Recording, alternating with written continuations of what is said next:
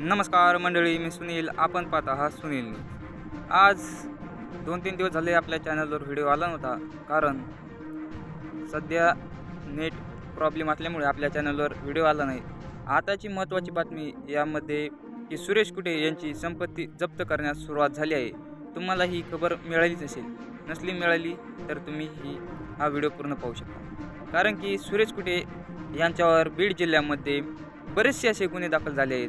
त्यामध्ये जालना जिल्हा असेल, अंबड तालुका वगैरे बऱ्याच ठिकाणी त्यांच्यावर गुन्हे दाखल करण्यास सुरुवात झाली होती. जेव्हा हे प्रकरण अधिवेशनामध्ये मांडण्यात आलं, त्यानंतर सरकारकडून किंवा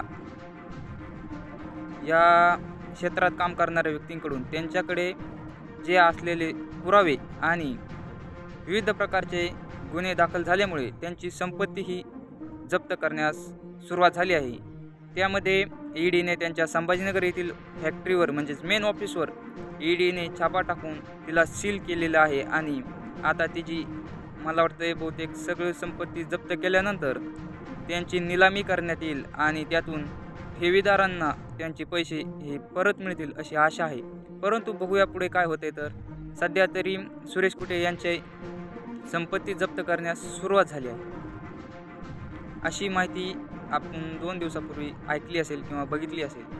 जर ठेवीदारांनी मला वाटतं की ज्यांनी गुन्हे नोंद केले आहेत त्यांचे पैसे सर्वप्रथम लवकर मिळतील अशी अपेक्षा आहे.